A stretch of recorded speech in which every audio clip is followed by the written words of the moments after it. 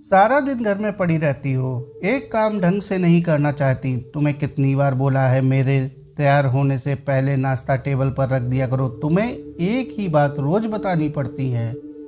शादी के 27 साल हो गए पर तुम्हारी बेवकूफ़ी कम ही नहीं हुई। तुम्हें तो घर में बैठना रहता है, मुझे तो काम पर जाना है। अगर यह सब तुम जानबूझकर करती हो तो याद रखना मुझसे बुरा कोई नहीं होगा। आज भी राहुल का गुस्सा सातवें आसमान पर चढ़ा हुआ था। इन कटु शब्दों में अपना गुस्सा उतारते हुए, गीला तौलिया कुर्सी पर फेंकते हुए राहुल गुस्से में शोभा की तरफ देखने लगा। शोभा के लिए राहुल का यह बेवजह का गुस्सा करना ये कोई नई बात नहीं थी। वह महीने में 3-4 बार शोभा पर बेवजह बरस पड़ता था। अगर शोभा अपनी ज़रूरत के लिए राहुल से कुछ पैसे मांगती तो वो भी इतना एहसान जता कर देता जैसे मानो उस पैसे पर शोभा का कोई हक ही ना हो। धीरे धीरे शोभा ने अपनी सारी ज़रूरतें और ख्वाहिशें उस घर की 4 दीवारों में दफन कर दी थीं। सिर्फ नौकरों की तरह काम करना और बेवजह राहुल के गुस्से को खून का घूंट पी कर रह जाना शोभा की आदत बन गई थी। पहले शादी के 4-5 साल शोभा ने इसका विरोध किया पर कुछ सुधार नहीं हुआ तो अपनी किस्मत समझकर समझौता कर लिया। अपनी छोटी मोटी ज़रूरतों को राहुल के दिए हुए पैसों से पूरा कर लेती थी।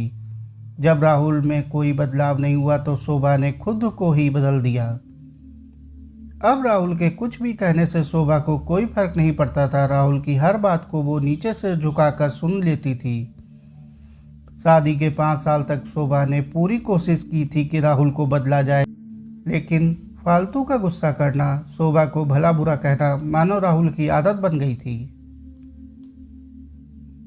ज्यों ही बात विवाद होता राहुल शोभा को सीधा बोल देता, ज़्यादा तकलीफ हो तो चली जाओ अपने माँ बाप के घर, क्यों रहती हो मेरे साथ। इतना सब कुछ होने के बाद भी शोभा राहुल के साथ ही रहती थी क्योंकि उसे अपनी बेटी की फिक्र थी और वह जाती भी तो कहाँ। इस उम्र में वह अपने बूढ़े माँ बाप को परेशान नहीं करना चाहती थी। समाज और लोग क्या कहेंगे यह भी तो उसे सोचना पड़ता था। वह इतनी पढ़ी लिखी भी नहीं थी कि अपना और अपनी बेटी का पालन पोषण कर सके।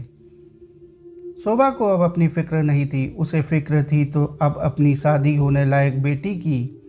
शोभा नहीं चाहती थी कि उसकी पति पत्नी के झगड़े की वजह से पूजा डिस्टर्ब हो। पूजा की पढ़ाई पूरी हो चुकी थी, अब उसके लिए अच्छी शादी का इंतजार था। शोभा ने कई रिश्ते देखे लेकिन उसको अपनी बेटी लायक रिश्ता नहीं दिखता तो इनकार कर देती। 2-3 महीने बाद एक अच्छा रिश्ता आया। रिश्तेदारों और परिवार के लोगों ने भी बहुत तारीफ की थी। राहुल एक शाम अपनी बेटी के पास बैठकर बताने लगा, पूजा बेटा बहुत अच्छा लड़का है, पढ़ा लिखा है, बहुत बड़ा घर है, उस घर में तुम्हें कोई तकलीफ नहीं होगी, लड़के की बहुत अच्छी नौकरी है। ऐसे रिश्ते बार बार नहीं आते बेटा, इस बार मना मत करना। पूजा अपने पिता से ज़्यादा बात नहीं करती थी, शायद डरती थी या नफरत करती थी, लेकिन आज वो अपनी पूरी हिम्मत इकट्ठा कर बोली, मुझे अभी शादी नहीं करना है पापा, मैं नौकरी करना चाहती हूँ, खुद के पैरों पर खड़ा होना चाहती हूँ, मैं आत्मनिर्भर बनना चाहती हूँ, अपने पैरों पर खड़ा होना चाहती हूँ। तो उसमें क्या बड़ी बात है, मैंने बात की है लड़के से, वह तैयार है, वह तुम्हें किसी बात से नहीं रोकेगा। पर पापा मेरा नौकरी करना ना करना उसके ऊपर क्यों डिपेंड रहेगा पापा, पूजा ने पूछा। मैं कह रहा हूँ ना, तुम्हें किसी भी चीज़ की कोई कमी नहीं होगी, ऐसे रिश्ते बार बार नहीं आते, मत ठुकरा बेटा, बहुत खुश रहोगी तुम वहाँ। पापा क्या मैं इतनी ही खुश रहूँगी जितनी इस घर में मम्मी खुश है, पूजा ने तंज कसते हुए कहा। आज तुम्हारी जुबान कुछ ज़्यादा ही चल रही है, राहुल गुस्से में आंखें बड़ी करते हुए बोला। पर पापा मुझे शादी नहीं करनी है, शादी के बाद अगर वो लड़का आपके जैसा निकला तो मैं क्या करूँगी, मुझे आपके जैसा लड़का नहीं चाहिए, वो बिना बात के मुझ पर चिल्लाए। मुझे कुछ भी अपने पसंद का लेना हो तो 10 बार सोचना पड़े, कहीं वह नाराज़ ना हो जाए। मेरी तबीयत कैसी भी हो उसे फ़र्क ना पड़े, रोटी थोड़ी मोटी हो जाए तो वह घर सिर पर उठा ले, उसकी चेकबुक ना मिले तो मुझे गंवार बोले, उसका दोस्त भी मेरे सर मर दे, हर छोटी मोटी बात में मैके जाने के लिए कहे, मैं इस घर के लिए पराई हूँ। अगर मेरा जीवन साथी भी आपके जैसे बात बात में मैके जाने को कहे तो बताइए मेरा अपना घर कौन सा है जिसे वो अपना घर कहे। राहुल का गुस्सा सातवें आसमान पर था, पर उसके मुंह से एक शब्द भी नहीं फूटे। वह बस पूजा की बात सुन रहा था। पूजा उतना ही बोलकर चुप नहीं हुई। आज पहली बार वह अपने पापा के सामने इतना कुछ कहने की हिम्मत जुटा पाई थी। पापा, आपने हमेशा मम्मी के साथ गलत व्यवहार किया है। आप हमेशा अपने ऑफिस का गुस्सा माँ पर उतार देते हैं। कभी इस बात की परवाह नहीं करते कि उन्हें कैसा लगता होगा।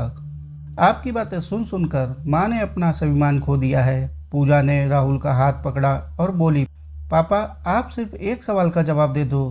क्या आप चाहेंगे कि मेरा जीवन साथी ऐसा हो? अगर हाँ, तो शादी के लिए मैं तैयार हूँ। कर दीजिए मेरा रिश्ता आज ही, और ना है तो बनने दीजिए मुझे आत्मनिर्भर।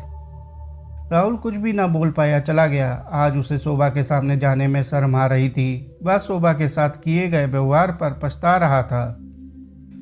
अगर मैं नहीं चाहता कि मेरी बेटी को ऐसा जीवन साथी मिले जो उसे सुख ना दे सके, तो मैं शोभा के साथ में ऐसे व्यवहार कर रहा था। वो भी तो किसी की लाडली बेटी है। राहुल चलते हुए यह भी सोच रहा था और उसकी आंखों से आंसू बह रहे थे। शोभा को कुछ ही दिनों में अपने पति के अंदर काफ़ी बदलाव दिखे। शोभा सोच रही थी, जो हिम्मत आज पूजा ने दिखाई वह मैंने दिखाई होती तो आज परिस्थिति कुछ और होती। अब पूजा पढ़ लिख कर अच्छी नौकरी कर रही है। 3 साल बाद उसके लिए अच्छा रिश्ता आया। आज उसकी विदाई है। आज उसकी विदाई पर पापा बोले, बेटा तू हमेशा खुश रहेगी क्योंकि तेरा पति तेरे पापा जैसा नहीं है।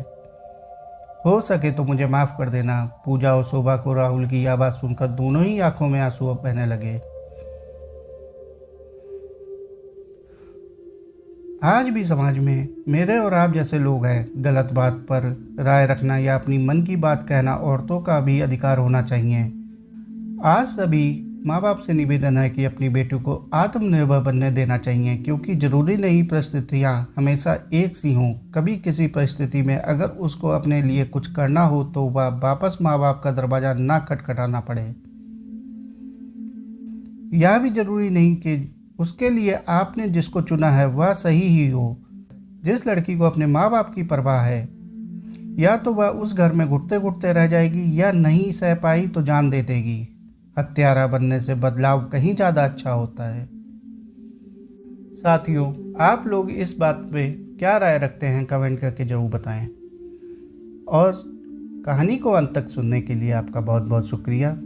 कहानी अच्छी लगी हो तो कहानी को लाइक और चैनल को सब्सक्राइब जरूर कर लें। धन्यवाद।